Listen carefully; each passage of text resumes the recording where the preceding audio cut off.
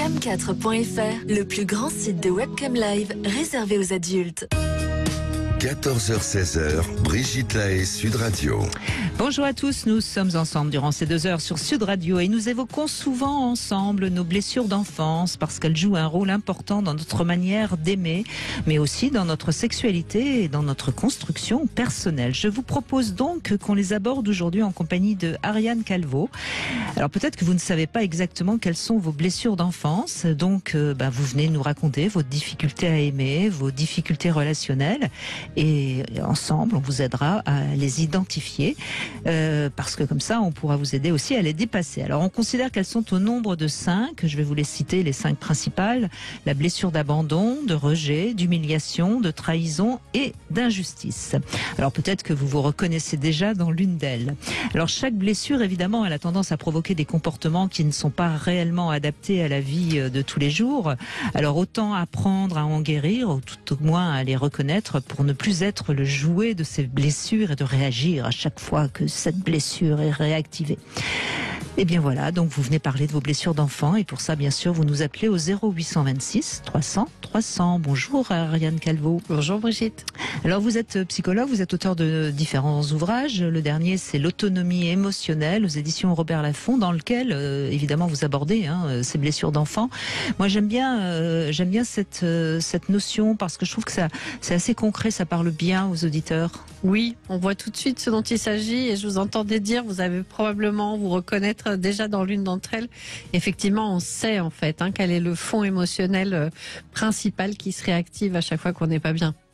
J'en profite pour faire un petit coucou à Chabi Langlois qui était venu plusieurs fois nous parler des blessures d'enfance et je rappelle le titre de son livre Psychiatrice où il aborde donc les 5 plus 2 autres. Oui, qui sont très intéressantes. La perte de confiance et l'imposteur, on en a parlé juste avant l'émission. Oui, elles vous paraissent intéressantes à rajouter ? J'y retrouve vraiment des comportements que je retrouve dans les thérapies de couple, où ces blessures d'enfance sont particulièrement actives et on vient apporter ça aussi en thérapie de couple. Quand on n'arrive plus à communiquer, c'est très souvent parce qu'il y a une blessure qui crée un masque, on va sûrement en parler ensemble. Et effectivement, j'aurais pas formulé ça comme ça, mais je trouvais ça extrêmement pertinent de rajouter ces 2 blessures-là. D'accord, écoutez, pourquoi pas, on verra.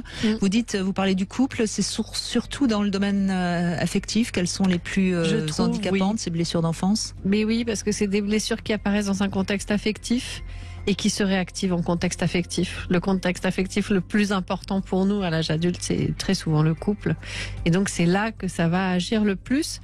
On dit souvent que dans un couple, quand on se dispute, quand il y a un conflit, ça concerne 20% ce qui se passe réellement dans le sujet du conflit et 80% c'est pas ici et maintenant mais avant et ailleurs. Et avant et ailleurs, c'est très souvent une blessure d'enfance. Ah, c'est intéressant, oui. Donc si on arrive... Alors, est-ce qu'on les guérit réellement d'abord, ces blessures d'enfance ? Oui. On peut les guérir, ça demande du travail, vraiment, souvent du travail sur les traumas, parce que les blessures d'enfance sont issues de traumatismes la plupart du temps. Mais certaines sont très profondes et demandent d'abord du temps pour être identifiées. Parce qu'on a mis dessus beaucoup de masques. Exactement, c'est ce qu'on protège le plus au monde puisque c'est nos plus grandes peurs qui se réactivent au travers de nos blessures d'enfance.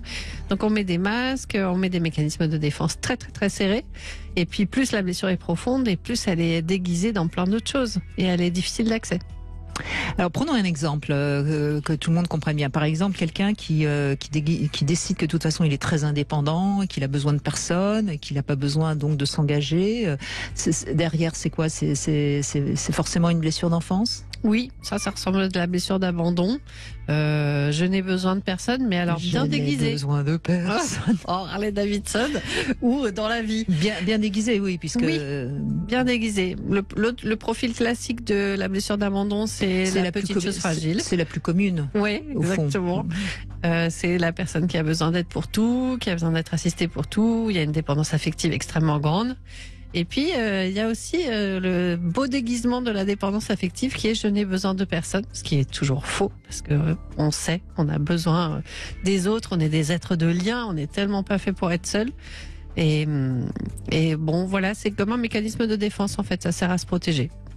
Ben oui, mais en même temps, le mécanisme de défense, on sait que ça a ses limites parce que, au fond, ça empêche de nourrir justement quelque chose qui guérirait cette blessure. Exactement. D'abord, on n'y croit pas vraiment parce qu'on n'est pas dupe de soi la plupart du temps. En plus, ne pas prendre conscience des choses, c'est la meilleure façon de ne pas pouvoir les changer, les transformer et les guérir. Donc effectivement, chaque fois on fait appel à des mécanismes de défense, au lieu d'affronter nos profondeurs et nos peurs, on se prive de guérison. Donc vous dites on peut en guérir, mais d'abord il faut en prendre conscience, ce qui est déjà pas simple parce que rien dans la vie commune va nous faire prendre conscience de ça, si ce n'est qu'on va peut-être répéter des comportements agressifs ou de colère ou Oui, ça c'est vraiment la meilleure façon d'identifier nos problématiques, c'est d'identifier les schémas qui se répètent. Ce qui va se passer, c'est que très souvent, on va accuser l'autre d'être à l'origine de nos problèmes. Et tant qu'on accuse l'autre d'être à l'origine de nos problèmes, on va pas aller regarder ce qui, en nous, réactive les sentiments de malaise. Donc, c'est important déjà d'identifier quelle est notre responsabilité dans nos réactions, dans ce que l'on vit, nos interprétations, nos croyances, nos illusions parfois aussi, qui nous mentent ou on se ment, en tout cas à partir de nos illusions, pour pouvoir aller regarder en conscience, clairement, de façon transparente et authentique, ce qui nous pose problème. Moi, je vois deux comportements assez fréquents et peut-être un peu caricatural, mais qui sont intéressants peut-être à donner aux auditeurs dans la relation amoureuse. Il y a d'abord celui qui, ou celle, parce que les femmes aussi, va se mettre en colère très vite pour pas grand-chose. Donc là, ça traduit forcément derrière une blessure. Vous êtes d'accord avec ça? En fait, oui, c'est de la surréaction. Donc chaque fois qu'il y a de la surréaction, c'est qu'on n'est pas juste dans ce qui se passe en ce moment. Voilà. Et l'autre comportement assez fréquent aussi, c'est le sentiment d'être blessé par l'autre, alors que l'autre nous aime, c'est pas un pervers narcissique, donc a priori il n'y a pas de raison de nous blesser. Donc si on se sent tout le temps un peu blessé, c'est que quelque part aussi ça touche une blessure. C'est ce que j'allais vous dire tout à l'heure sur la blessure d'abandon, qui est la plus courante dans le profil de la petite chose fragile. Qui est le plus souvent rencontré chez les femmes. Il y a cette espèce de syndrome de victime là, auquel vous faites allusion en disant on se sent toujours blessé. C'est toujours la faute de l'autre, on nous fait mal, on est très méchant avec nous, il me persécute, avec un truc un peu qui peut virer même un peu paranoïaque, mais surtout victimaire. Ça c'est vraiment du profil de blessure et on n'est plus vraiment dans la réalité. Et puis je voudrais, avant de donner la parole à Delphine déjà qui nous a rejoint, je voudrais dire, on a tous forcément des petites séquelles, des petites blessures, oui. C'est normal. Moi par exemple, j'ai un problème, j'ai horreur qu'on me mente. Alors vraiment, c'est insupportable. Mais en même temps, ça vient forcément d'une petite blessure de trahison, j'imagine. Enfin, je suppose, oui. On suppose, voilà. Bon, après, je travaille dessus et je n'en fais pas un drame. Mais on voit bien qu'on a tous des petites traces de blessures qui sont plus... Bon, après, à chacun, à chacune d'avancer avec ça sans que ça soit... On est hypersensible à certains comportements. Donc le tout, c'est de l'identifier et de se voir fonctionner. Parce que quand on se voit faire, déjà, il y a quelque chose qui se dégonfle. Ah oui, je suis encore en train de tomber dans mon petit piège de la trahison. Et puis se dire en se souriant à soi-même que de toute façon, on va choisir le partenaire qui va forcément activer cette blessure-là. C'est ça, et qui va nous permettre de grandir. Exactement. Voilà. Et bien maintenant, c'est à vous de venir témoigner au 0826 300 300. À tout de suite. Sud Radio. Sud Radio. Parlons vrai. Parlons vrai. Nous évoquons aujourd'hui nos blessures d'enfance avec Ariane Calvo qui est avec nous et qui est l'auteur de ce joli livre L'autonomie émotionnelle aux éditions Robert Laffont. Et on va commencer avec Delphine. Bonjour Delphine. Bonjour Brigitte. Bonjour Ariane. Bonjour. Alors justement, qu'est-ce que vous allez nous raconter, vous ? Moi, je les cherche encore. Ah, vous les cherchez encore. Ben, dites-nous alors comment vous réagissez effectivement. Effectivement, ma plus grosse difficulté, j'oserais dire, c'est de ne pas être écoutée, voire d'avoir cette impression de ne pas exister pour l'autre en face. Et ça, c'est quelque chose qui, chez moi, est assez violent et qui peut me mettre dans des colères et des souffrances assez violentes. Parce que j'ai bien repéré ce que vous énonciez juste avant, là, le début de l'intervention, cette notion de colère qui monte, aller chercher qu'est-ce qui dégage de cette colère, pourquoi je me mets dans cet état-là. Et donc cette notion de ne pas être entendu, de ne pas être considéré. Est-ce que ça vous fait ça aussi dans les relations professionnelles? Moins, mais ça existe. D'accord. J'arrive plus à m'en dégager en fait, mais avec ma famille, que ce soit avec les gens pour lesquels j'ai beaucoup d'affection, c'est très très dur. C'est très très violent pour moi. On pense au rejet, j'imagine. Exactement. Oui, moi j'étais en train de me dire qu'on est probablement dans une blessure de rejet relativement travaillée, parce qu'on sent que vous avez conscience de vos mécanismes. Mais en fait, mon hypothèse, c'est que ce qui se passe, c'est que vous avez besoin d'être vu tel que vous êtes, parce que probablement votre plus grande peur, c'est que si on voyait qui vous êtes vraiment et que vous étiez rejeté pour cela, ça serait très très très douloureux. Et que vous avez besoin d'être restauré dans votre identité et qu'on vous montre que ce que vous êtes vraiment est profondément aimable au sens littéral. Peut être aimé. Oui, ça me parle assez, parce que alors je le fais moins maintenant parce que je regarde mes fonctionnements, mais j'ai eu beaucoup besoin de faire valider mes idées à mon époux, par exemple. C'est-à-dire lui dire, alors j'ai vécu ça, je l'ai interprété comme ça, qu'est-ce que t'en penses? Est-ce que t'aurais vécu la même chose? Du coup, je le fais moins maintenant, mais j'ai beaucoup besoin de me faire valider la façon dont j'interagis avec les autres. Et est-ce que vous arrivez à vous affirmer, à dire non, ou est-ce que c'est compliqué pour vous? Alors, souvent quand je le fais, j'arrive à le faire, mais du coup, je mets un masque que les autres considèrent autoritaire. Parce que je mets des grosses barrières, en fait. C'est-à-dire que je vais... Il y a des personnes qui ont pu me considérer comme dictateur, en fait. Mais c'est pas dans l'idée de diriger, c'est dans l'idée de dire stop. Là, vous ne pourrez plus avancer plus loin. Oui, mais j'entends, vous ne pourrez plus, ça veut dire que vous ne le faites pas tout de suite, l'affirmation, vous voyez. Et c'est pour ça d'ailleurs que c'est violent, parce que justement, c'est quand ça commence à déborder que vous arrivez à le faire. Exactement. C'est ça. C'est-à-dire que la première phase, ça va être, je vais m'exprimer, je vais expliquer pourquoi je suis pas d'accord, avec de la pédagogie, des choses comme ça.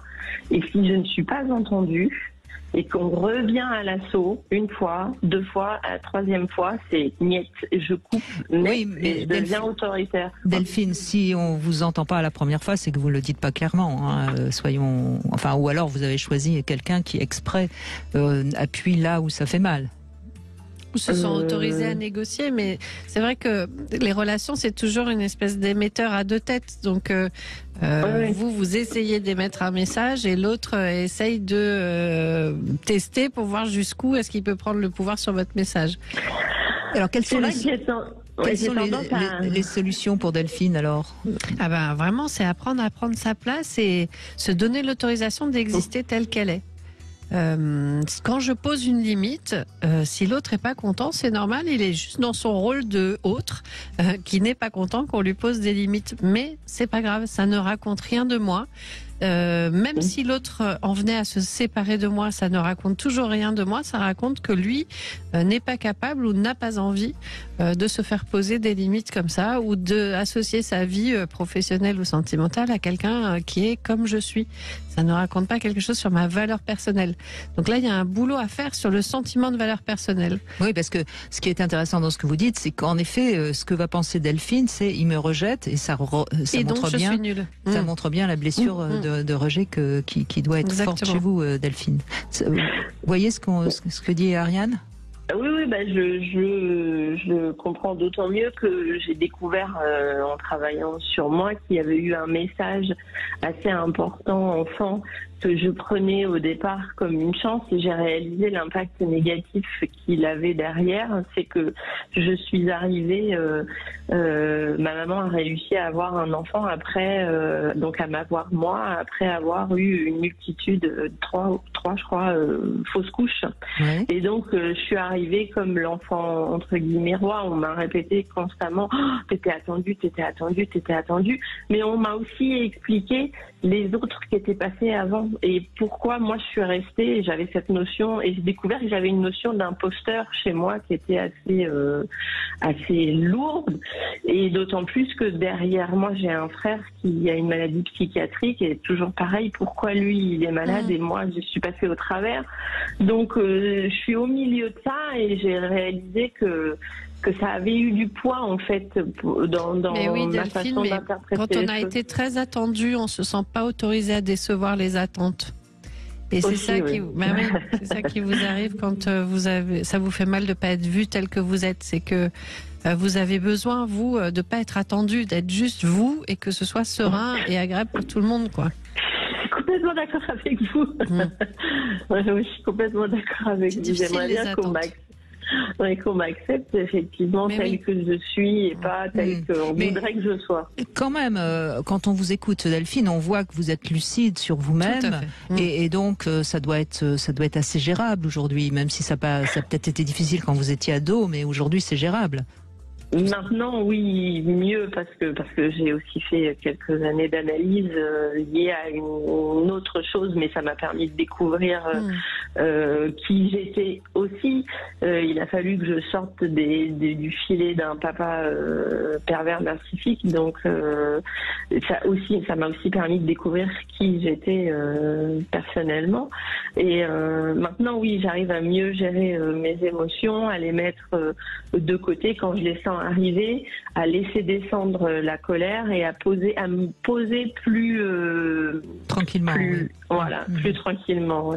Et Mais oui, il si y vous a, ajoutez la perversion en plus, vous imaginez, dans la Ah oui, ça a été perversion, tout relevé. est un sujet d'attente, c'est-à-dire qu'on est manipulé pour Ouais, tout le faire temps, ce oui. que l'autre attend de nous. Donc Ouais. vous êtes coincé au milieu des attentes de votre mère et de votre père.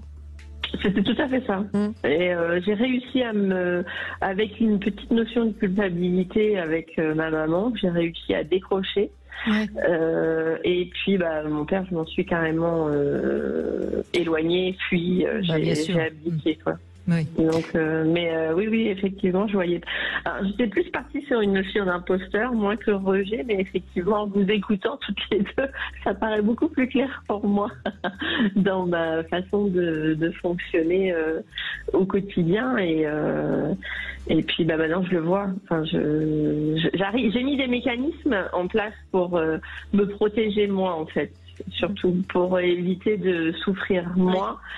Quitte à ce qu'en face, des fois, ça les fasse souffrir. Et je me dis, ce que vous venez de me dire, c'est que ça regarde ce qu'il a vécu lui, s'il souffre ou elle, mais pas moi. Et que moi, pour me protéger, j'ai besoin de fonctionner comme ça. Oui, mais vous savez, Delphine, c'est vraiment l'histoire que raconte assez bien Jacques Salomé, d'ailleurs, de l'écharpe. Hein. Chacun tire de son côté, ou du pont, on fait la moitié, et puis l'autre fait la moitié, et puis voilà tout. On n'a pas à penser qu'on doit faire plus que la moitié. Hein. Oui. Mais j'avais tendance à faire beaucoup plus que la moitié, moi. Avant. J'étais plutôt 80. Oui, eh ben gardez de la belle énergie pour vous, et ne faites que la moitié. Hein. Oui, c'est ce que je fais maintenant. J'essaye de plus en plus de réduire.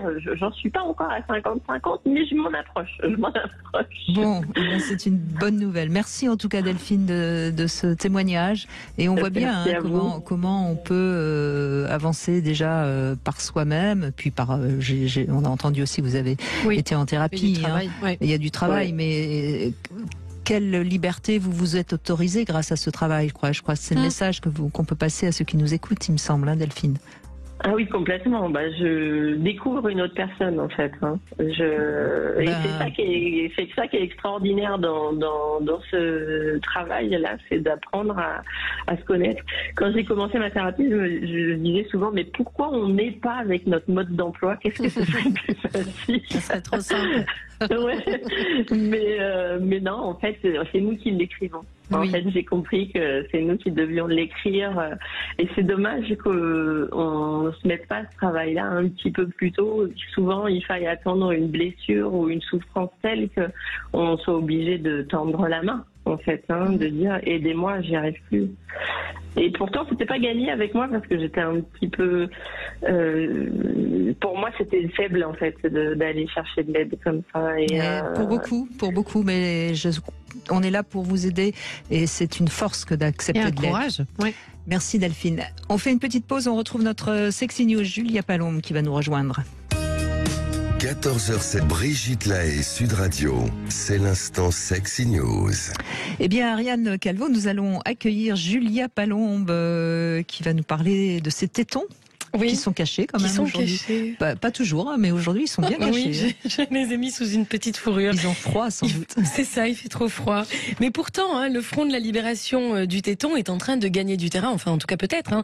C'est la question qui brûle les lèvres de toutes les madones au grand cœur, les yeux rivés vers la maman. Alors, pas celle d'Aznavour, mais celle de Facebook et Instagram. Elle s'appelle Meta. Oui, parce que Meta brassière ou Meta pâte à brassière? Tenez la question. Tremble, vieux monde. Les Amazones reprennent du service. Les divas, les mamans, les mannequins, les mamies jolies, les pom-pom girls. Cette sexy news est pour vous. Fuck la censure et viva nos poitrines nues, nos nichons libérés. 2023, on peut enfin trinquer. Mais pas si vite, papillon. N'allez pas croire que tout le monde est d'accord pour tomber le haut. Oh là là, malheureuse. Certainement pas. Pudibonderie oblige tous les rabat-joie et toutes les rabat-joises, si je puis m'exprimer ainsi. Cachant ce cœur que nous ne saurions voir, appel à la légèreté, non de l'être malheureusement, mais de la victoire sur Meta, puisque ce n'en est pas encore une. Ce n'est pas sûr qu'on puisse libérer nos tétés. Il va falloir attendre. Donner de l'espoir là. Oui, mais parce que c'est quand même dans les tuyaux. D'accord. Ça arrive. Alors il y en a qui évidemment qui s'énervent, qui crient. Comment ça, se foutre les lolos à l'air sur la toile? C'est une avancée pour la liberté des femmes. On veut du fric, pas des nichons libérés, crie-t-elle. Qui veut bien l'entendre? Puis de l'autre côté, tu as les autres qui répondent. L'expression de tous est primordiale. Nous demandons à Meta de prendre ses responsabilités quant aux valeurs des droits humains. En quoi les tétons des hommes seraient-ils les seuls à ne pas être sexualisés? Tic-tac, tic-toc. Bref, l'attente est insoutenable. Pourtant, il nous faudra patienter jusque mi-mars pour savoir si oui ou non nous pourrons libérer nos tétons, virtuellement parlant, bien sûr. Oui, non, parce que... Oui. Évidemment. Je suggère quand même à Meta de faire cela le 8 mars, Journée internationale des droits des femmes, ça aurait de la gueule, Puis ça ferait un petit peu jaser dans les cours de récré. Mais alors attention. On va peut-être pouvoir montrer ces nichons en réalité virtuelle sur Insta et Facebook, sous couvert donc d'égalité homme-femme. Mais maudite soit celle à qui viendrait l'idée de montrer sa poitrine dans la réalité vraie, évidemment.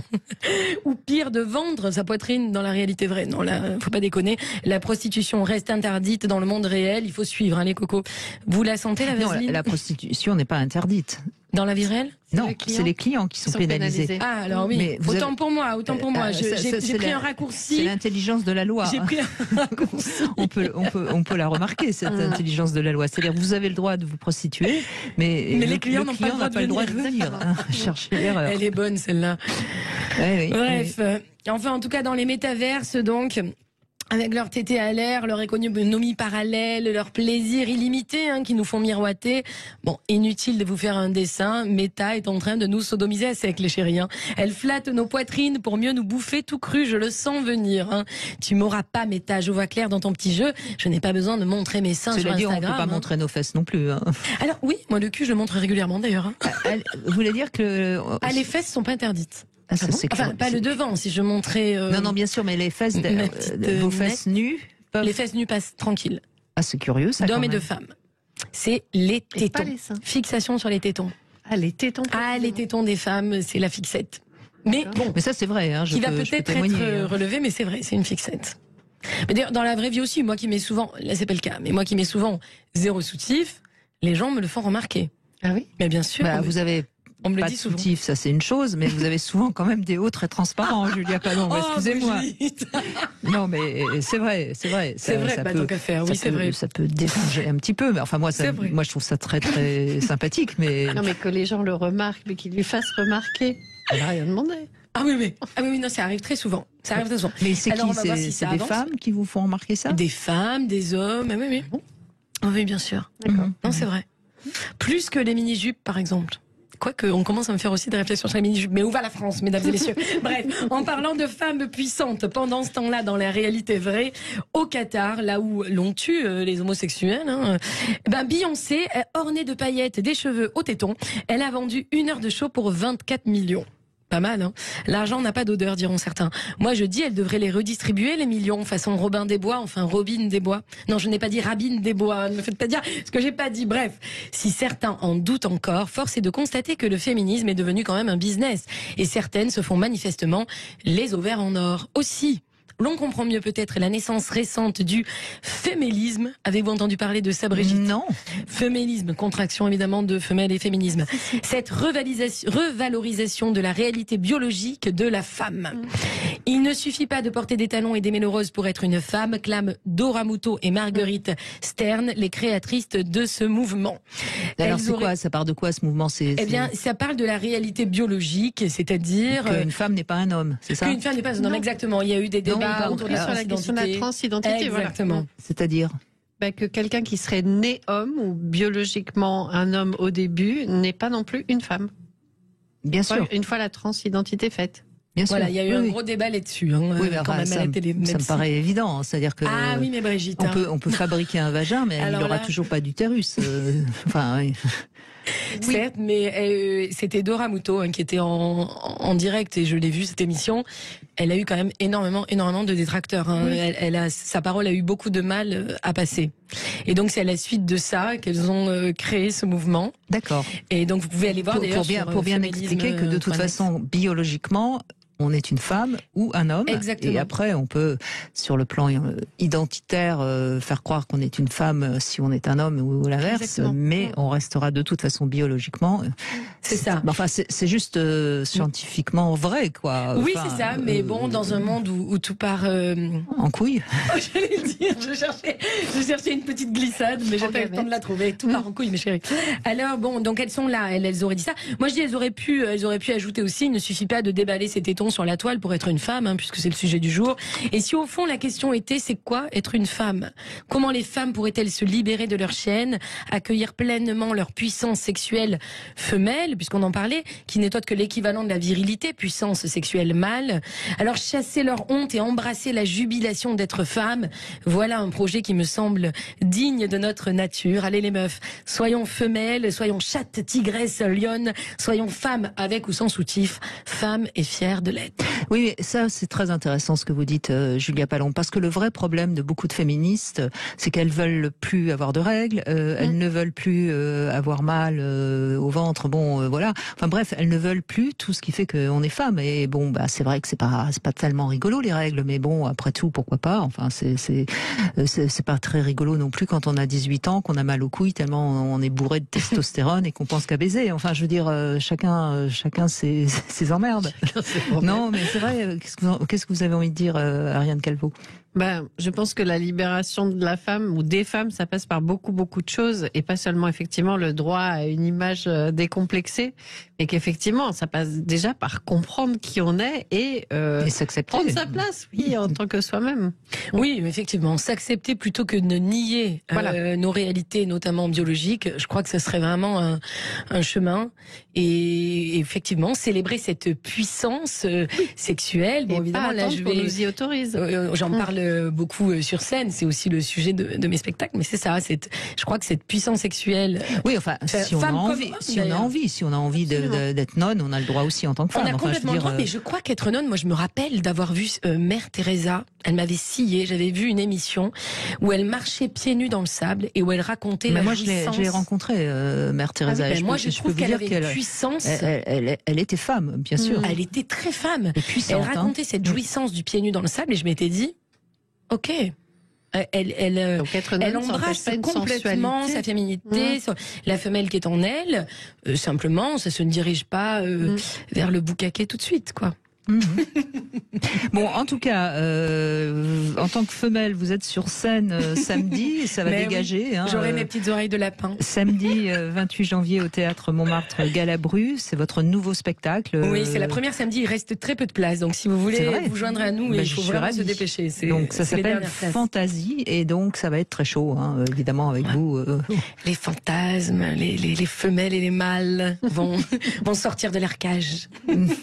Bon, eh bien, vous nous raconterez tout ça, Julia Palombe, et puis en tout cas, bravo. Merci à vous. Sandrine, bonjour. Oui, bonjour Brigitte, bonjour Ariane. Merci de me recevoir dans votre émission. Ben, je vous en prie. Je suis avec assiduité, j'écoute tous les podcasts et je suis fan. Oh, bah, c'est gentil, Sandrine. Une grande fan, et merci pour tout. Voilà. Eh ben, je vais vous poser comme première question, quelle est pour vous la première chose que vous diriez quand on est une femme? Qu'est-ce qui, pour vous, représente le plus la féminité? La liberté, je dirais, et aussi avec ce qui se passe dans l'actualité, ce serait un rêve, un idéal que toutes les femmes soient libres. Et parce qu'on est quand même dans une société où on est vraiment maltraité, je trouve. Donc nous, c'est vrai qu'en France, on a quand même des bonnes conditions, même si il y a beaucoup de choses à faire, mais il y a des pays où c'est vraiment l'horreur. Donc voilà, être une femme, ce serait être libre, quoi. Voilà. Oui, mais ça, Sandrine, on pourrait dire que c'est valable pour tout individu, que ce soit un homme ou une femme. Enfin, moi, je suis pour la liberté des hommes aussi. Ah oui, tout à fait. Donc ma question, elle était plus quelle serait la qualité première que vous diriez ou que vous revendiqueriez en tant que femme? Je sais pas trop. Qu'est-ce qui vous viendrait comme ça à l'esprit? Vous en tant que femme, il y a plein de choses qu'on pourrait dire. L'égalité, alors je dirais. Ben oui, mais vous restez sur la même réponse. Vous parlez pas de vous, vous voyez? Oui, je comprends. Alors, qu'est-ce que vous pourriez dire de vous? Qu'est-ce qui fait que vous vous distinguez des hommes? Vous, Sandrine? Ma sensibilité. D'accord, pourquoi pas. Voilà. Après, il y a beaucoup d'hommes aussi qui sont sensibles, mais voilà, je dirais ma sensibilité à... Votre perception de votre sensibilité. C'est-à-dire vous êtes quelqu'un qui est très en relation avec votre sensibilité. Oui. On pourrait dire ça. Oui. Et beaucoup d'empathie aussi, beaucoup d'empathie. D'accord. Je ne sais pas si je réponds à la question. Là, mais si, là vous parlez de vous. Oui, de moi, voilà, oui, tout à fait, de moi. Oui. D'accord. Alors, deuxième question. Qu'est-ce que vous préférez entendre de la part d'un homme, puisque vous êtes sensible? Qu'il m'aime, et au-delà de l'entendre, le ressentir. D'accord. Et comment vous le ressentez? Par les actes, par les paroles, mais surtout par les actes. Et alors, quel est le plus bel acte qu'ait fait un homme qui vous aime? Alors, moi, je pense que c'est au quotidien, de l'aide, de la solidarité, et au niveau de vous sentir soutenu, en fait. Hein. Carrément. Ouais, c'est, en schématisant un peu, c'est peut-être pas très joli le terme, mais c'est qu'un esprit de se rendre service, de se faciliter la vie l'un l'autre. D'accord. Et pour moi, ça passe par les actes, par les paroles, bien sûr. C'est très agréable d'entendre des par belles les actes paroles. aussi. Mais les actes, il n'y a rien de plus vrai que les actes. D'être que la personne que j'aime soit au rendez-vous quand j'ai besoin d'elle, et vice-versa. Bien sûr, moi aussi être. Je vous laisse poser une question à Ariane Calvo maintenant, si vous voulez. En fait, à toutes les deux, parce que je voulais savoir ce que vous en pensiez. Moi, je pense que mes blessures d'enfance ont été réparées par la maternité. Donc, je dirais intéressant. On va revenir sur ce sujet avec vous, Sandrine. Restez avec nous. On fait une toute petite pause et puis vous allez nous dire d'abord comment vos blessures ont été guéries par la maternité. À tout de suite. Cam4.fr, le plus grand site de webcam live réservé aux adultes. 14h-16h, Brigitte Lahaie, Sud Radio. Eh bien, Ariane Calvo, on va revenir sur les blessures d'enfance avec Sandrine, parce que Sandrine, vous nous dites quelque chose qui est intéressant. Hein. Vous dites c'est la maternité qui a guéri vos blessures d'enfance. Est-ce que vous pouvez nous en dire plus, parce que c'est intéressant? Alors, je pense que vraiment, à partir du moment où j'ai été maman, c'est comme si j'avais fait la paix avec mes blessures d'enfance, et que lorsque j'y pensais, ou que j'en parlais, mes émotions étaient complètement différentes. Maintenant, Alors, je peux en parler. C'était quoi vos blessures d'enfance pour vous? Pour moi, en fait, j'ai grandi, on est 6 filles, et j'ai grandi dans une insécurité totale, avec un père violent, alcoolique, une mère soumise, un grand-père abusif, envers une de mes sœurs, c'est moi qui m'en suis rendu compte. Voilà, vraiment dans une insécurité. Et ça a été difficile. Et à partir de mes 18 ans, donc j'ai quitté la maison. Oui. Donc j'ai été maman à 27 ans. Mais même à partir de mes 18 ans, je pense que la maternité, dans le sens où j'ai eu dans ma vie 2 femmes que j'ai rencontrées et qui ont été pour moi une figure maternelle, sans être, je sais très bien que ce n'était pas mes mamans, mais voilà. Et du coup, ça aussi, ça m'a réparée. Donc, sur la maternité que j'ai trouvée, c'était mes belles-mères dans le sens où c'était les mamans de mes conjoints, 2 conjoints successifs. Donc, la maternité que j'ai trouvée avec ces femmes qui ont été formidables pour moi, et moi, après aussi, le fait de devenir maman, a fait que c'est comme si c'était un apaisement et une paix intérieure. Donc vous êtes senti accueilli et réparé par d'abord ces 2 belles-mères, voilà, et donc prête à accueillir votre enfant, c'est ça? Oui, mes 2 enfants qui sont maintenant grands, qui ont 27 et 23 ans, et voilà. Et du coup, je suis en paix avec mon passé, et je pense que c'est grâce à ces 2 femmes que j'ai croisées et au fait d'être maman et voilà, et de pouvoir raconter mon enfance à mes enfants. Je leur ai écrit un petit livre, un petit journal que je leur ai remis à Noël, là, tous les 2, avec des photos, ce que j'ai vécu. Bon, ils savaient un peu, mais voilà, je suis une maman imparfaite, hein, ça c'est sûr, mais tout me va, là, je suis bien. Mais il y a quelque chose chez vous peut-être qui vous a d'ailleurs sûrement sauvé de cette famille quand même très toxique, c'est qu'il y a une sorte de gentillesse, de presque de naturel qui est très très touchant, et je crois que c'est quelque chose qui a dû vous aider, c'est-à-dire que vous avez dû traverser votre enfance en restant quand même quelqu'un de fondamentalement gentil et qui... Ah oui. Oui. Carrément. Ah oui, j'étais une petite fille sage, adorable, hein, c'est comme ça que je me vois. Oui, d'ailleurs, là, je me suis, il y a quelques mois, je me suis imprimé une photo de moi et je me l'ai mise sur mon frigo et je me parle et je me trouve trop mignonne et j'étais gentille. Mais je trouve qu'on ne met pas assez en valeur cette qualité qu'ont certaines personnes, comme vous semblez avoir, et c'est certainement ce qui vous a sauvé, enfin il me semble. Oui, peut-être. C'est possible, que le fait que votre gentillesse et votre douceur soient accueillies et valorisées par des personnes qui incarnaient une forme de maman, même si vous dites je suis consciente que c'était pas mes mamans, mais elles ont joué un rôle de référent maternel puisqu'elles étaient la mère de vos conjoints. C'est possible que ça vous ait valorisé et que ça ait pu réparer des choses.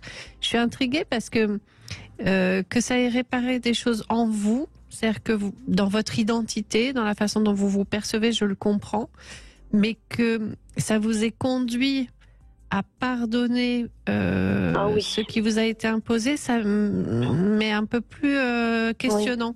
Qu'est-ce que c'est le lien, le chemin que vous avez fait pour en arriver là? Je me suis libérée par rapport à mon père, c'était quelqu'un de très autoritaire, que l'on craignait beaucoup, qui pouvait être violent, du coup on se faisait toute petite. Et quand je suis devenue adulte et que je suis partie de la maison, je me suis positionnée, je me suis libérée de lui. Je l'ai affronté quand je me suis mariée. Quand je lui ai annoncé, par exemple, il m'a dit tu choisiras entre tes grands-parents et moi. Enfin, il avait bu et je me suis opposée à lui. Je lui ai dit j'ai fait mon choix, c'est pas toi qui seras là à mon mariage. Et je me suis affirmée. J'ai trouvé le courage de m'affirmer et de me dire que je n'avais plus peur de lui. Vous venez de parler de vos grands-parents, donc vous aviez quand même eu des bons grands-parents. De l'autre côté, des grands-parents maternels qui n'étaient pas très présents. Par contre, ma grand-mère paternelle, elle était très présente, mais comme c'était son mari qui était, le prédateur de la famille, elle a quand même été très importante pour nous, très bienveillante. Oui, donc il y a quand même, il y a eu quand même elle savait qu'on était en danger, donc elle nous faisait passer des messages que j'ai réalisé bien plus tard, qu'on n'allait jamais aux toilettes avec papy, des choses comme ça graves, quoi, qu'on comprenait pas. Certes, mais il y avait quand même des adultes quand vous étiez enfant qui tenaient la route, oui. Ce qui explique aussi que vous ayez pu traverser tout ça. Oui. Bravo. Et mes sœurs, parce que voilà, j'ai une sœur dont je suis très très proche, on a 13 mois d'écart, et on a traversé beaucoup de choses toutes les deux, et ça, je me dis, si j'avais été fille unique, ou ça aurait été complètement différent. La solidarité entre sœurs, c'est énorme. C'est votre aînée? Non, c'est moi l'aînée des filles. Oui. C'est moi l'aînée. Mais voilà, on a traversé tellement de choses toutes les deux que, voilà, on est adultes. Et surtout, on communique beaucoup. On sait, on parle beaucoup de plein de choses et on en rit aussi parce que, voilà, il faut aussi des fois savoir tourner les choses un peu comme ça aide, mais voilà. Mais une sœur, des sœurs, mais une sœur comme ça, c'est hyper précieux. Mais donc je comprends mieux, en fait, c'est pas tellement une question d'avoir pardonné les personnes qui vous ont imposé autant de violence, c'est plus que vous avez à un moment ou à un autre décidé que ça ne vous pourrirait plus la vie et que carrément. Voilà. Oui, vous avez raison, c'est ça. Ah oui, je me suis positionnée, j'ai dit stop. Bon, mon père est décédé maintenant, mais quand j'étais adulte, je le voyais une ou deux fois dans l'année. Quand je l'avais décidé moi, et mes enfants, ils les voyaient comme moi, en même temps que moi, quand je l'avais décidé. Et j'ai pris le pouvoir quelque part. Oui, c'est une décision. Sur lui. Oui, carrément. J'ai trouvé la force et le courage, mais c'est pas facile. Mais après, dire voilà. De ne pas rester au stade de victime toute sa vie, quoi, mais de construire sa propre vie en fonction de ses valeurs. Oui. Ah oui, de me positionner en tant qu'adulte responsable et conscient de cette relation toxique et aussi de savoir ce que je voulais. Ce qui vous a permis d'être un parent très différent, j'imagine, de ceux que vous avez eus. Ouais. Complètement. Mais ce qui est intéressant dans le témoignage de Sandrine, c'est qu'on voit bien que chaque individu va faire comme il peut avec avec parfois des histoires également douloureuses. On pourrait croire parce que Sandrine, on entend sa voix, tout ça, on entend une femme gentille, assez, on pourrait presque dire pas spécialement forte, etc. Et puis on voit derrière ça la capacité que vous avez eue de vous opposer à votre père, qui était quand même un homme violent, donc il fallait le faire. Non, comme quoi, il faut vraiment voir que tout est possible et que chacun va. Mais vous avez accepté très vite, j'imagine, de sortir de ce rôle. Vous n'avez pas voulu être une victime. Non, et ça, c'est peut-être ce qu'on retient de plus intéressant dans votre témoignage. Et je l'ai accompagné avec ma sœur malgré tout dans ces derniers jours. Parce que malgré tout ce qu'il nous a fait subir, il était très en demande de nous au moment de mourir. Et on a répondu présente, ma sœur et moi, on a été très présentes, on l'a accompagné. Et j'en suis aussi heureuse de ça. Parce que on a pu lui dire des choses, il nous a dit des choses aussi. Et malgré ça a nettoyé, ça a nettoyé quelque chose, évidemment. Et puis c'est une façon de lui dire on ne se comportera pas comme toi. C'est pas donnant ce que l'on a choisi de vivre. C'est malgré tout ce que tu as été, nous, on va fonctionner en fonction de ce qui nous semble juste à nous. Beaucoup d'amour. Alors sûrement qu'il nous aimait, mais on peut aimer mal. Absolument. Donc voilà, l'amour, c'est tellement... on pourrait en parler des heures de l'amour. On peut aimer trop, on peut aimer pas assez, on peut mal aimer. Et il faut aimer à la bonne distance. Ça, c'est pas facile non plus. Mais et c'est pas pour ça que je suis une maman poule non plus. Et ça, je voulais pas non plus être une maman. Mes enfants, ils sont adultes, ils font leur choix. Je suis là, je les aime. On a une très bonne relation. Enfin, je pense. Enfin, j'en suis sûre même.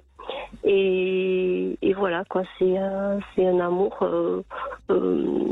profond, mais sain. C'est-à-dire que vous avez su les aimer tout en faisant quand même preuve d'éducation et c'est ça qui est aussi important. On peut aimer ses enfants, mais il ne faut pas être débordant d'amour sans autorité. C'est toujours la même histoire. Merci beaucoup Sandrine. On continue bien sûr après les infos à évoquer les blessures d'enfance et puis à voir comment on peut justement les guérir. Mais tout de suite, c'est la devinette du jour. Écoutez bien Ariane Calvo, parce que je pense que la réponse, vous pourriez la trouver. Pourquoi Jean Jean de La Fontaine met un masque lorsqu'il fait un cunilingus à sa femme. Enfin, mettez un masque, parce qu'il est mort à La Fontaine depuis le temps. Vous avez le temps des infos pour trouver la réponse. Et puis quant à vous, si vous avez envie de nous raconter votre blessure d'enfance, vous nous appelez au 0826 300 300. À tout de suite. Sud Radio. Sud Radio, parlons vrai. Parlons vrai. 14h-16h, Brigitte Lahaie, Sud Radio. En compagnie de Ariane Calvo, psychologue et auteure de l'autonomie émotionnelle, nous évoquons les blessures d'enfance. Petit rappel, elles sont surtout au nombre de 5, l'abandon, le rejet, l'injustice, la trahison, l'humiliation. Et on a souvent un petit peu de plusieurs. Hein. C'est rare qu'on n'en ait qu'une et c'est rare qu'on n'en ait aucune surtout.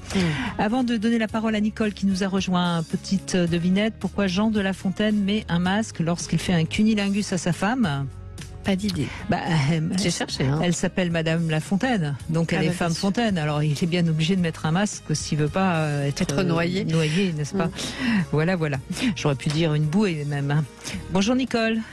Oui, bonjour Brigitte, ça me fait rire votre devinette. Je n'aurais pas trouvé. Rassurez-vous, on ne trouve pas souvent mes réponses à mes devinettes. Bonjour à vous Brigitte et puis à Ariane. Bonjour. Bonjour Nicole. Toujours très heureuse de vous avoir en ligne et surtout de vous écouter tous les jours parce que vous apportez énormément. Merci. Et oui, on essaye de vous faire avancer, de grandir ensemble. Qu'est-ce que vous voulez, hein? Oui, mais il n'y a pas trop. Il faudrait qu'il y ait plus de personnes qui vous écoutent. Surtout les hommes. Oh, on a beaucoup d'hommes qui nous écoutent et qui témoignent. Non, ne croyez pas ça. Non. Oui, alors dans les blessures dont vous parliez, là, les 5 blessures, moi j'ai eu droit aux 5. Aux 5 blessures, c'est-à-dire j'ai été élevée dans une famille où j'avais de la violence physique et psychique, surtout par mon père. Et donc il y a eu un viol, un inceste. Et pour faire rapidement... C'est-à-dire votre père a abusé de vous, hein, c'est ça? Oui, c'est ça. Et donc, il me disait toujours, tu es nul, tu es nul, tu es nul. Bon, après, ma mère a fait ce qu'il fallait pour qu'il soit, comment dirais-je, puni, qu'il aille en prison. Donc, elle a divorcé, condamné, voilà, elle a divorcé. Mais de m'avoir toujours dit que j'étais nulle, que j'étais bonne à rien, que bon, ça reste en mémoire. Surtout dans vos jeunes années, j'imagine. Oui, bien tout sûr, à fait. Bien sûr. Tout à fait. Donc, suite à cela, il a fallu que j'arrête mes études. Après cette condamnation, qu'on se mette à travailler, mes sœurs et mes frères, on est une famille nombreuse. Je me suis mariée, j'ai eu 3 enfants. Et après, moi, j'ai trouvé... on sait que c'était un échec, ce divorce. Donc, on a divorcé avec mon ex-époux. Et par la suite, malgré tout, je me sentais toujours nulle. Parce que je dis, j'ai pas réussi mon mariage. Avec mes enfants que j'ai réussi. Maintenant, c'est ce que je me dis. Et donc, je suis allée voir un psychiatre pour me faire suivre. Et qui m'a dit, mais madame, vous n'êtes pas nulle. Et ce mot... cette phrase qu'il m'a dit, vous n'êtes pas nul. Vous n'êtes pas nul. Non seulement vous avez repris vos études à 30 ans, vous avez élevez vos 3 enfants toute seule, donc vous n'êtes pas nul. Et ça m'a aidé malgré tout à continuer dans ma vie professionnelle et affective en me disant, mais non, je ne suis pas nul, je suis quelqu'un de bien. Et c'est intéressant parce que c'est la parole d'un sachant, hein, en quelque sorte. Le psychiatre, c'est quelqu'un qui pour vous était donc un sachant. Et ça, là, vous l'avez entendu. Alors que j'imagine que vous aviez forcément autour de vous des gens qui vous appréciaient, mais il fallait quelqu'un qui ait une autorité que vous respectiez, qui vous dise vous n'êtes pas nul. Tout à fait. Et au fil du temps, je continue à élever mes enfants, j'ai repris les études même à 57 ans. Et maintenant, je suis à la retraite, c'est bien heureuse. Et là, dernièrement, au mois de septembre de l'année dernière, par hasard, j'ai assisté à un cours de Qigong, la méditation. Et là, ça m'a encore libéré de beaucoup de chaînes. Je suis ravie d'avoir trouvé cette...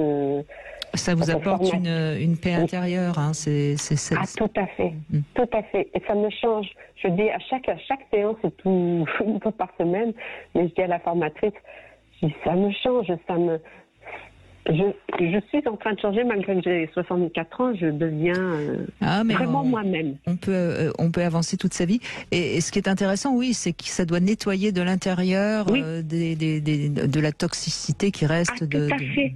En tout cas, vous avez une sensation de transformation intérieure. Oui. On le sent quand on vous entend. Oui, oui. Et je vais beaucoup plus facilement. Bon, j'allais facilement vers les gens, mais là, sans a priori, je dis ce que je pense. Je ne me retiens pas dans ma façon de m'exprimer. Ça plaît ou ça plaît pas, mais bon, voilà, je m'exprime. Et là, je vais tenter d'autres expériences dans d'autres domaines. Mais je suis ravie d'avoir, malgré à 64 ans, rencontré cette personne. Nous travaillons en groupe. Et nous ne sommes pas jugés. C'est formidable. Alors, si mon message peut aider d'autres auditeurs, qu'ils essaient au moins ce genre de médecine ou autre. Quoi. Mais ça fait alors, bien. ça marche pour vous, ça marcherait pas forcément pour tout le monde. Mais ce qui est intéressant quand même à comprendre, et c'est ce message-là que vous pouvez transmettre à ceux qui nous écoutent, c'est que à un moment donné, il y a rien à faire. Il faut se recentrer sur soi et être en paix avec soi à l'intérieur de soi. Et ça, il y a des choses qui nous l'apprennent plus que d'autres. On peut se promener dans la nature et se recentrer sur soi, ça peut suffire pour certaines personnes. Oui. Mais il est certain que c'est pas la drogue, l'alcool, les addictions qui nous aident, et c'est pas non plus la fuite en avant qui nous aide à nous recentrer sur nous, quoi. Ou les relations amoureuses, enfin tout ce qu'on peut trouver pour essayer d'éviter de se regarder soi-même et travailler ses blessures. Et j'ai bien apprécié aussi la personne qui était avant moi, là, qui disait qu'avec s'est sentie un peu moins de souffrance quand elle a eu ses enfants. C'était pour moi aussi, quand j'ai eu mes 3 enfants, ça m'a apaisée pour tout ce que j'avais connu. Oui, parce que vous avez pu réaliser quelque chose. Quand je dis quelque chose, c'est au sens large du terme. Oui. Mais vous avez pu, vous savez, pour une femme, mettre au monde un enfant, c'est une création. Il y a quand même pas grand-chose de plus fort que cette création-là. Donc ça donne aussi une sensation de puissance personnelle qui n'est pas anodine. Et ensuite, arriver à en faire des enfants qui vont bien, c'est du boulot. Oui, puisqu'ils sont encore un statut professionnel, j'aurais apporté énormément à ce niveau-là, Oui. Non, je suis fière de mes enfants. Et on parlait de féminisme tout à l'heure. Je crois qu'il faut pas oublier cette dimension. Moi-même, qui n'ai pourtant pas eu d'enfant, je considère que une femme qui réussit à ce que ses enfants aillent bien, c'est une belle victoire. Oui, parce que c'est beaucoup de travail. Et d'implication, et de réflexion, et de travail sur soi aussi.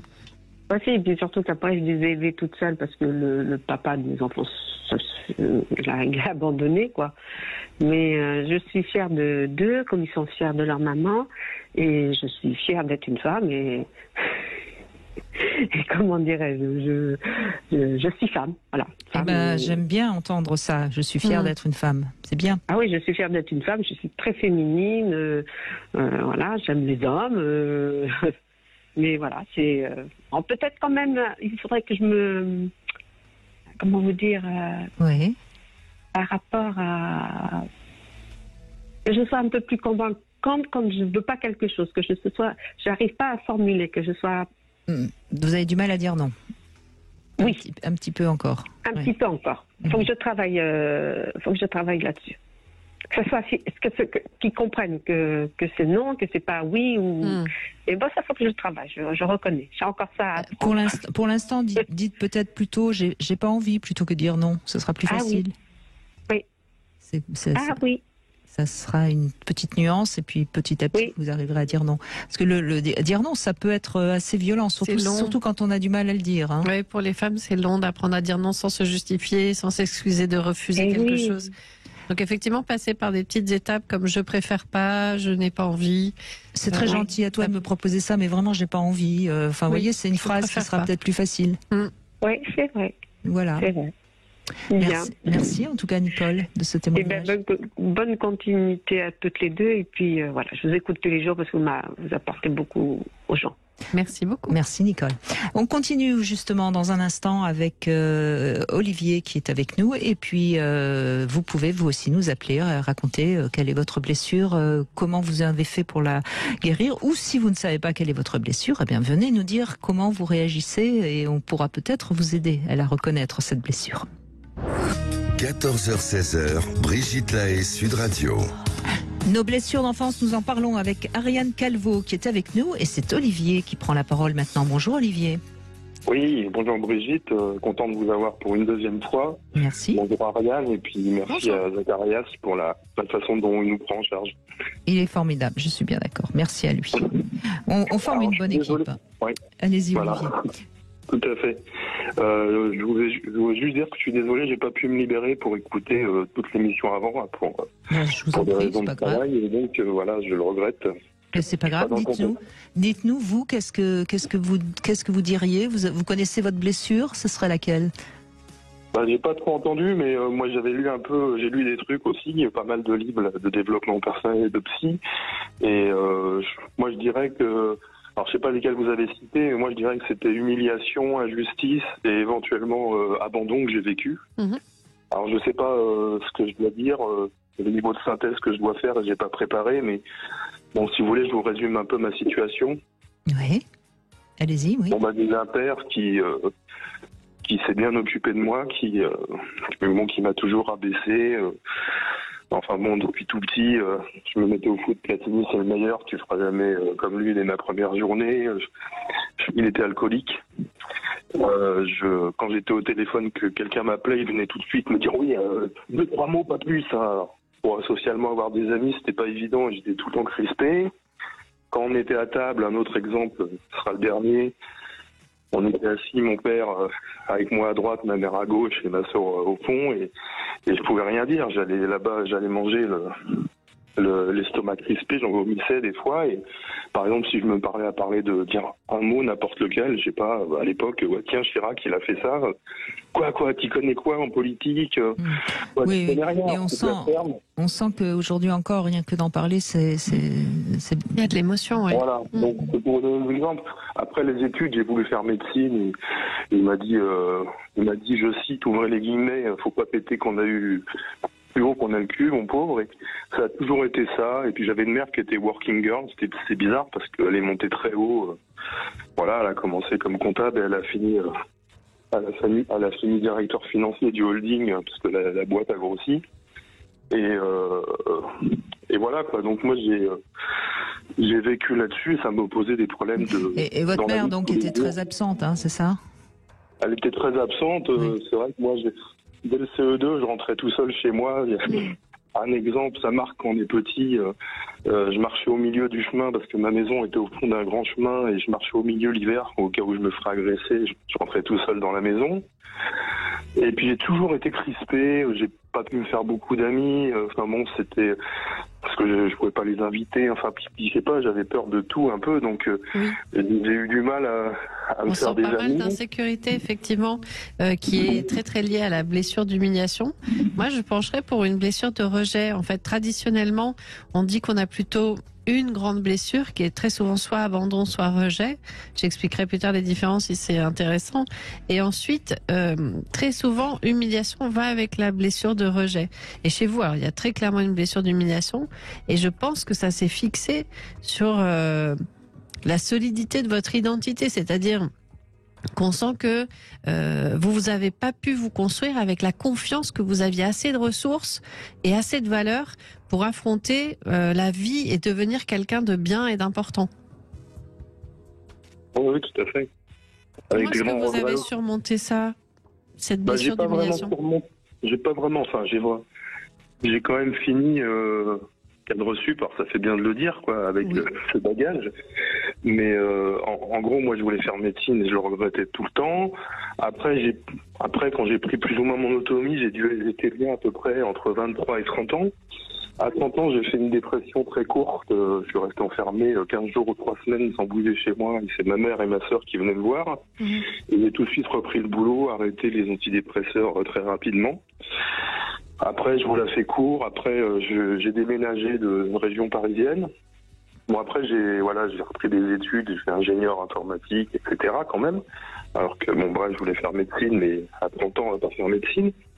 Et donc après, j'ai déménagé de région parisienne, je suis parti en Aquitaine et j'ai coupé les ponts avec les amis que j'avais quand même. On avait commencé à m'en détacher parce que je me renfermais sur moi-même et tout. Déjà, je pense que j'ai toujours été... Mais aujourd'hui, vous avez, ça va, vous arrivez à... Non. Parce que on a l'impression, on sent que par exemple, quand vous me dites je vais faire vite, mais non, prenez votre place. Hein, vous êtes à l'antenne et on vous laisse votre place, vous voyez.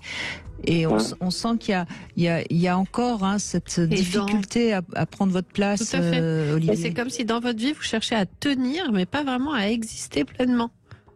Oui, c'est pour ça que je voulais raconter ma petite vie modestement un petit peu jusqu'au bout pour après avoir votre avis avec tous les éléments, parce que ma question à la fin c'est qu'est-ce que vous me conseillez pour que je retrouve la paix intérieure, que j'ai pas parlé aussi que j'ai une colère qui monte depuis l'âge de 30 ans mais bien en sûr, moi et qui est crescendo. J'ai plus de 50 ans maintenant et à un moment où je devrais se calmer, je suis très en colère comme un ado, quoi. Et j'ai toujours des crises de colère et tout. J'ai fait une grosse dépression donc je me suis toujours enfermé au boulot. J'avais des propositions, des gens avec qui j'étais bien, qui voulaient qu'on se lie d'amitié plus que ça et même en dehors. Et j'ai toujours battu en retraite. Je suis resté avec mon ami et dans la région, j'avais pas ma famille, mon ami IE et puis la belle famille. Et puis c'est tout. J'ai ses amis à elle et j'avais aucun ami, quoi. Ce qui est difficile, Olivier, c'est que tant que vous ne vous autorisez pas à exister, à vous donner de la valeur, à considérer qui vous êtes comme quelqu'un de bien, vous le laissez gagner d'une certaine façon. Vous voyez ce que je veux dire? C'est-à-dire qu'il n'a même plus besoin, votre père, de vous agresser, de vous insulter, de vous rabaisser. Vous faites le boulot tout seul. Donc là, c'est vraiment à vous de prendre cette responsabilité d'une grande décision et de vous dire ce n'est plus possible que passé l'enfance, cet homme continue à avoir une influence aussi forte et aussi délétère dans ma vie quotidienne, dans mes relations, dans mon travail et dans tout ce que j'ai choisi moi de créer pour moi-même. Vous voyez, Olivier, en fait, c'est le petit garçon qui nous parle, c'est pas l'homme. Et pour que l'homme puisse nous parler, il faut déjà que le petit garçon règle ses comptes. Alors déjà, peut-être vous pourriez écrire une lettre à votre père avec toute la violence et la colère qui est en vous. Il faut la déverser, cette colère. Sans forcément lui envoyer, mais au moins que vous puissiez exprimer les choses. Et peut-être que ce serait bien d'aller faire une thérapie, peut-être avec un homme justement, et que vous puissiez exprimer cette colère à votre thérapeute qui va la recevoir, la canaliser, mais au moins elle sortira, parce que tant qu'elle sort pas cette colère, eh ben elle reste à l'intérieur de vous et elle fait du mal à vous-même. Exactement. Vous comprenez? D'accord. Ouais, j'entends mal qui me parle parce que j'ai un problème, c'est mon téléphone, hein, c'est mon antenne chez moi. Et je sais jamais si c'est Brigitte ou Ariane qui me parle. Parce qu'on est raccord sur ce qu'on vous raconte. Donc ne vous inquiétez pas de qui vous parle, juste ce que ça vous fait. Est-ce que vous vous sentez capable de vous saisir de ça? Oui, j'ai déjà fait. Malheureusement, je l'ai déjà fait parce que j'ai une psy qui est très bien. Ouais, moi, je serais assez pour que vous alliez voir un homme. Oui. Parce que vous n'allez pas travailler de la même façon. Vous allez voir. Parce qu'un homme, ça va très vite. Vous allez faire le transfert sur votre père et vous allez être en colère contre votre thérapeute. Et là, vous allez pouvoir l'exprimer, votre colère, et elle va sortir. Le pauvre. Ouais, le pauvre. Non, c'est vous le pauvre pour l'instant.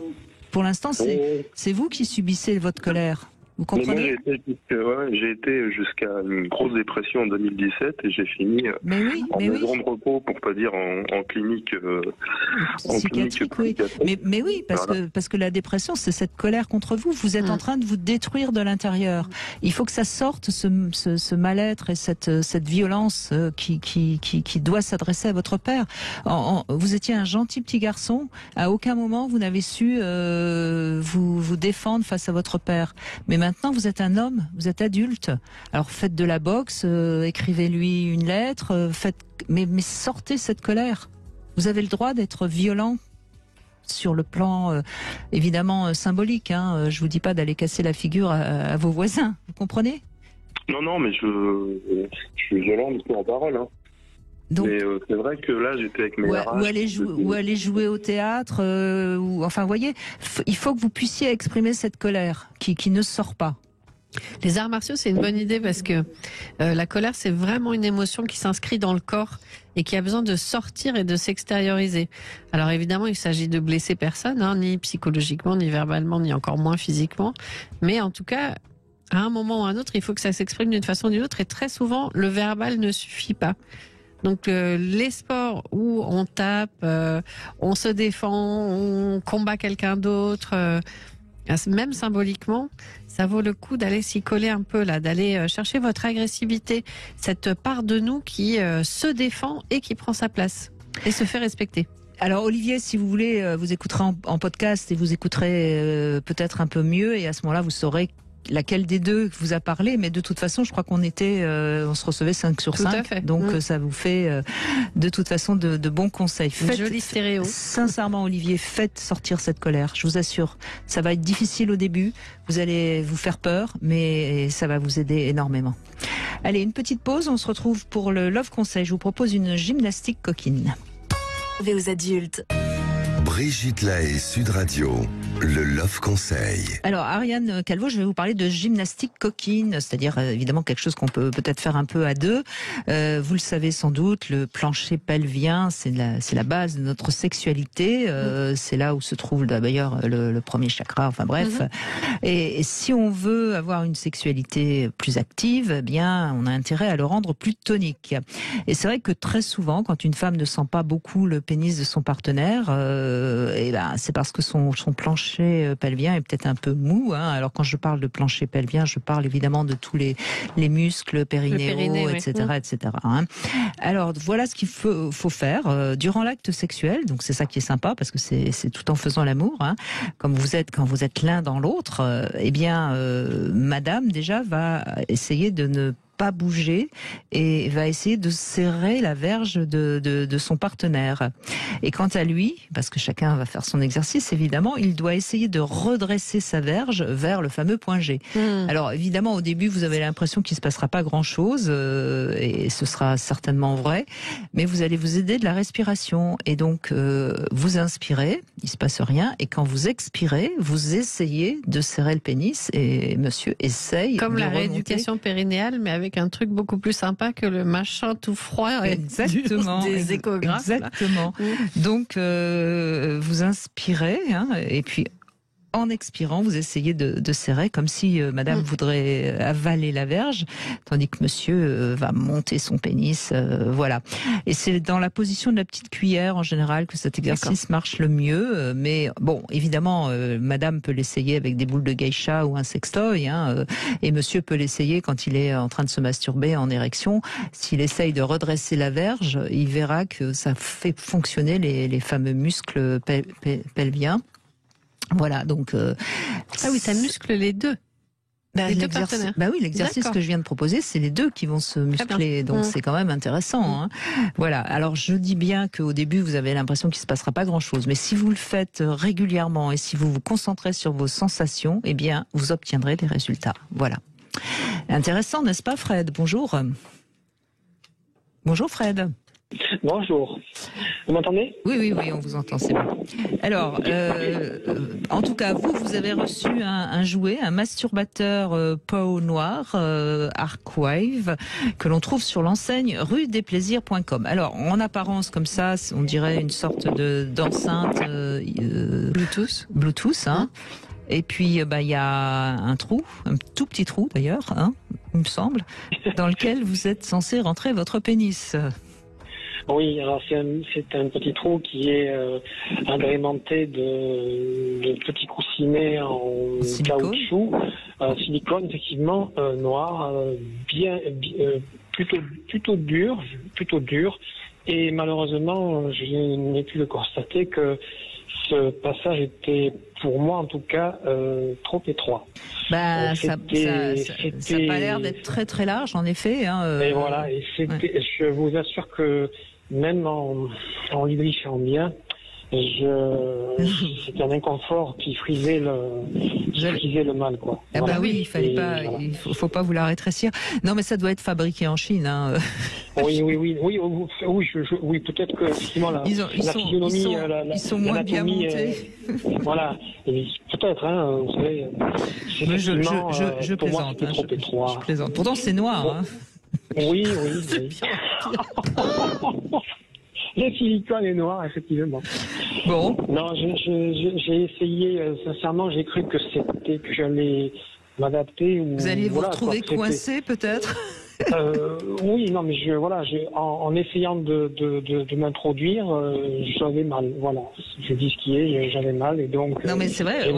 Moi, j'arrive à mettre deux doigts, oui, ça va, mais le troisième, c'est la première chose qu'on s'est dit en voyant le. Pourtant, à l'intérieur, ça a l'air sympa. Il y a plein Si, regardez, mettez vos doigts dedans, vous allez voir, c'est vachement sympa. Oui, j'avais testé à l'intérieur, effectivement. Ouais, j'avais juste voulu voir, sentir, je veux dire.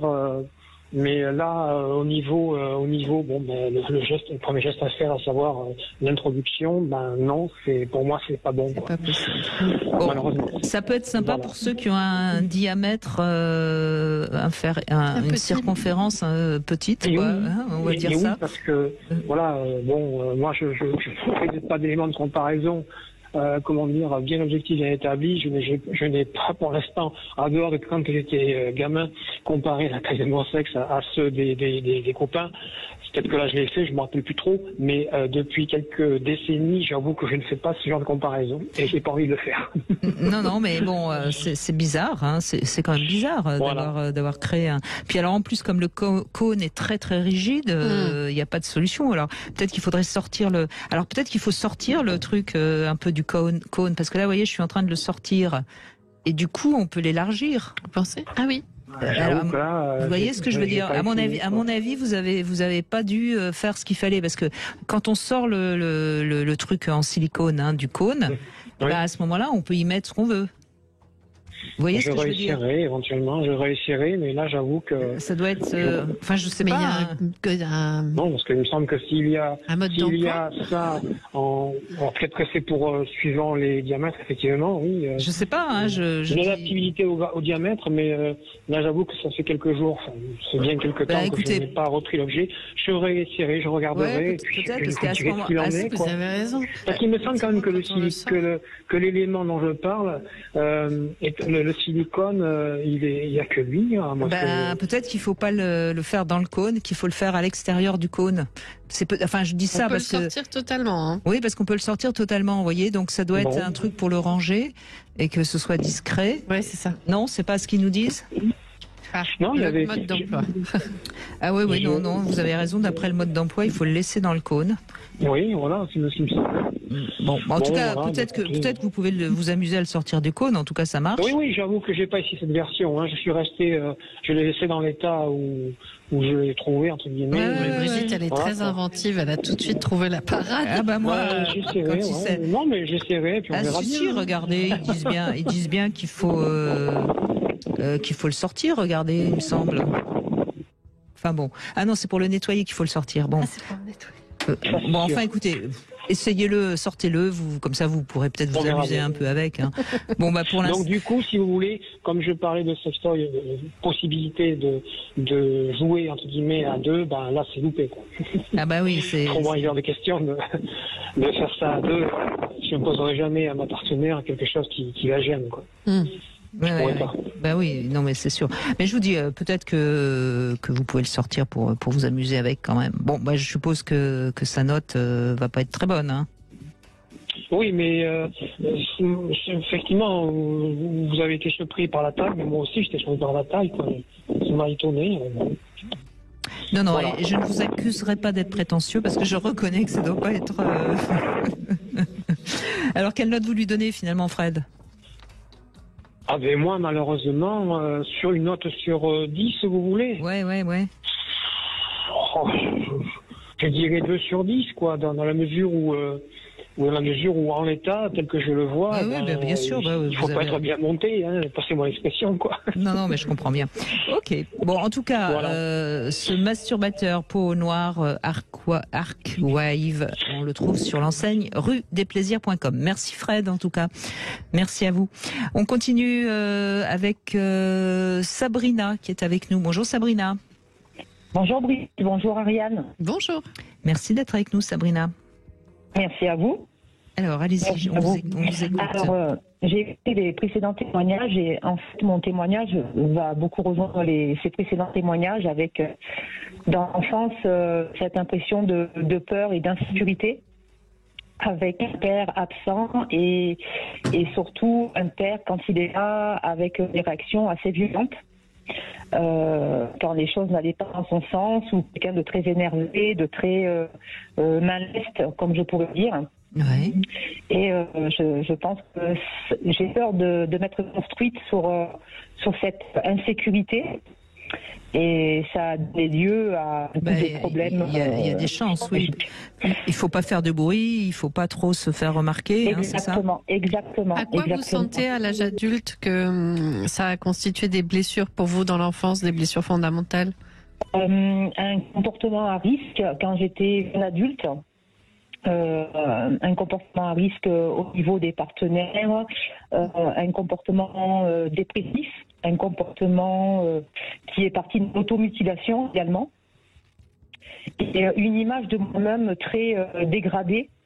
Je me suis, dans des moments difficiles ou dans des événements difficiles, je me vois comme un monstre en fait, comme une sorte de monstre. C'est étrange, mais c'est comme ça. Donc ce que vous appelez comportement à risque, c'est plus de l'auto-sabotage que de la mise en danger? C'est quoi? De la mise en danger. Des partenaires à risque, vous voulez dire? Oui, tout à fait. C'est ça. Tout à fait. Vous avez choisi des partenaires qui vous ont violenté, enfin en tout cas qui ont... Je ne me considérais pas, donc je faisais tout et n'importe quoi, plus jeune. Je me suis guérie grâce à la maternité, une bonne partie de moi-même, car je n'étais plus la personne à martyriser, mais j'étais surtout là pour défendre mon enfant. Protéger, oui.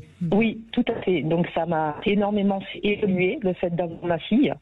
Alors, ce qu'il faut comprendre, parce que vous êtes la troisième à nous dire ça, et peut-être que c'est intéressant d'expliquer aux auditeurs, c'est-à-dire que quand on protège son enfant, quelque part on répare son enfant intérieur. Oui.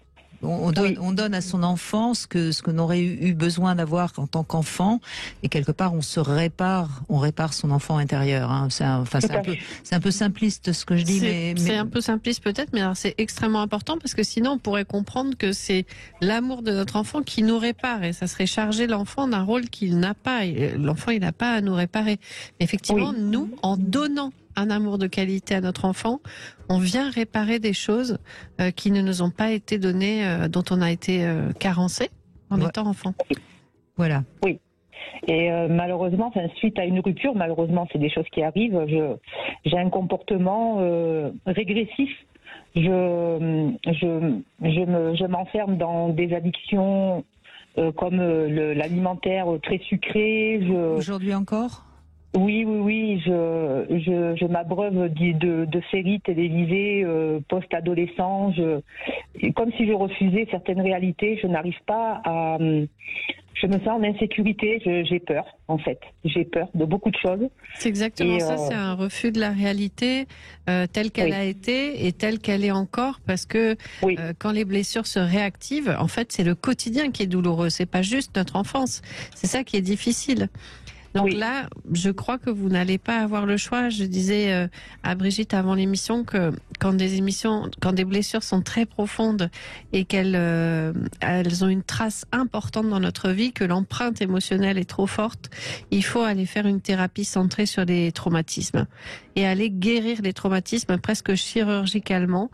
Aujourd'hui, on a vraiment de la chance. Il y a plusieurs psychothérapies qui s'intéressent au traumatisme et qui savent le guérir de façon précise. On n'a plus besoin de faire des années de travail sur soi. Même si des amis travaillent sur soi, ça peut avoir un intérêt. Mais par exemple, EMDR, qui est une thérapie américaine qu'on connaît beaucoup en France par les mouvements des yeux, parce que suite aux attentats du Bataclan, par exemple, elle a été beaucoup utilisée pour les gens qui avaient été présents là-bas.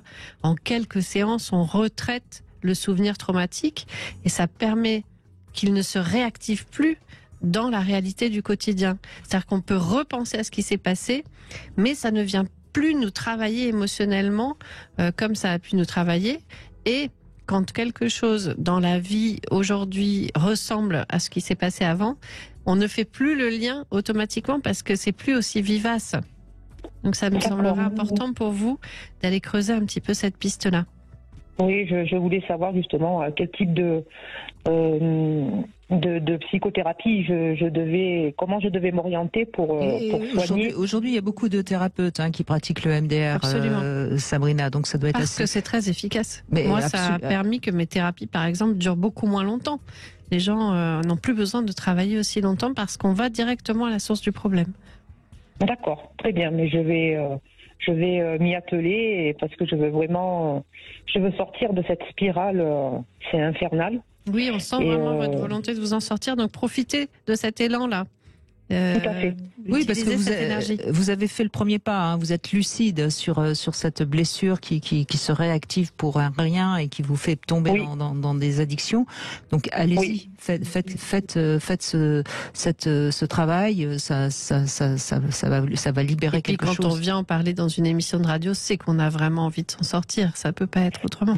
Oui, j'ai confiance dans les émissions de Brigitte parce que j'ai toujours l'impression d'apprendre quelque chose et je trouve que c'est très important sur l'humain, sur soi. Et j'espère avancer. J'ai un peu peur de ne pas avancer et c'est une de mes plus grandes peurs et je veux vraiment avancer. Eh ben allez-y, bon courage, Sabrina. Merci beaucoup. Merci à vous. On fait une petite pause et on va conclure sur cette émission qui parle des blessures d'enfance et qui concerne évidemment tellement de gens dans un instant. webcam4.fr, le plus grand site de webcam live réservé aux adultes. 14h-16h, Brigitte Lahaie, Sud Radio. C'est en compagnie de Ariane Calvo que nous évoquons aujourd'hui les blessures d'enfance. Vous êtes également auteur de ce livre L'autonomie émotionnelle aux éditions Robert Laffont. Et on va conclure avec Tiffaine. Bonjour Tiffaine, merci d'être avec nous. Bonjour Brigitte, bonjour Ariane. Bonjour. Alors, qu'est-ce que vous diriez, vous savez quelle blessure vous avez? Qu'est-ce qui vous a fait souffrir tellement quand vous étiez jeune? Moi, ce qui m'a beaucoup fait souffrir, c'est le manque d'amour. J'avais un père alcoolique et une mère plutôt effacée, absente, et j'ai pas eu de mots de mots d'amour, de câlins, de je t'aime. J'ai pas eu tout ça. C'était que des preuves matérielles. À l'époque, ils étaient incapables de faire autrement. Ce qui laisse à penser que quand même ils vous ont aimé, mais vous n'avez pas eu, vous n'en avez pas eu l'impression. Non, pas du tout. Donc c'est vrai que j'en ai eu conscience assez tard que finalement il y avait quand même de l'amour. Et donc j'ai fait une analyse pendant 8 ans. Donc ça m'a fait beaucoup de bien. Mais j'ai encore des difficultés aujourd'hui puisque voilà, comme vous disiez en début d'émission, ça ressort dans le couple. Et puis, comme j'ai bien fait les choses, j'ai choisi quelqu'un qui n'est pas du tout démonstratif, ni par le corps, ni par les mots.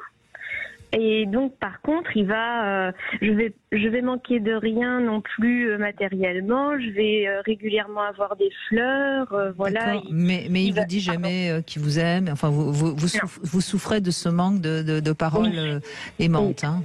Ouais, beaucoup. Et alors voilà, comme je disais tout à l'heure, on va dire que les 3/4 du temps, voilà, avec le travail que j'ai fait et voilà l'âge, tout ça, je vais beaucoup mieux, je me porte bien.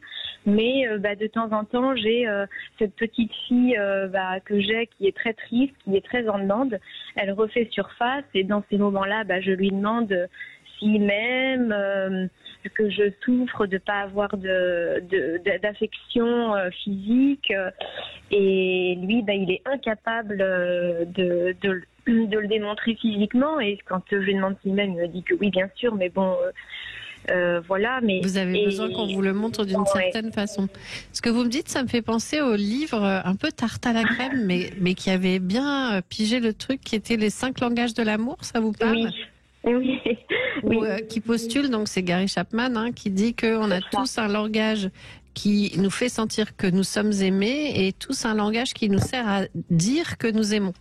Et chez vous, c'est très très clairement le langage parole valorisante et affection par le toucher, j'ai l'impression aussi pas mal.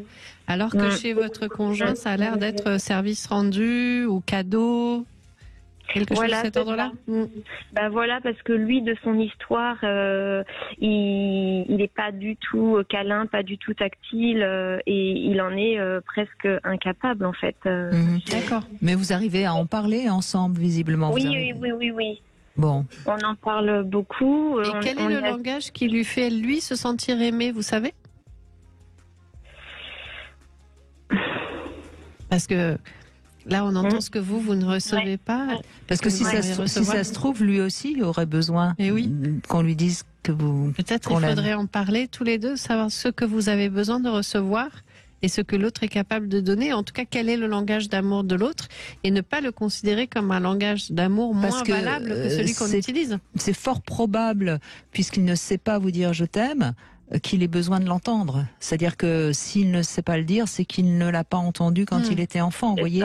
Et il est fort probable que vous ayez la même blessure, et que quelque part, si vous arriviez l'un et l'autre à évoquer cette blessure ensemble, eh bien, vous allez sacrément avancer, toutes les deux. Lui, il va pouvoir peut-être, vous savez, lui dire « je t'aime », par exemple. Oui, là, par exemple, tout à l'heure, je lui ai dit, t'es beau. Il me dit, oh, mais je te parle d'un truc, tu me dis ça, et je lui dis, et ça l'a dérangé. Voilà, voyez, voyez, il est gêné. Donc ça montre bien qu'il a certainement la même blessure que vous. Et si vous arriviez à en parler, et même peut-être à en faire un petit jeu pendant 3 minutes, on doit se dire des choses agréables, enfin vous voyez, peut-être que ça pourrait vraiment débloquer quelque chose chez vous et chez lui.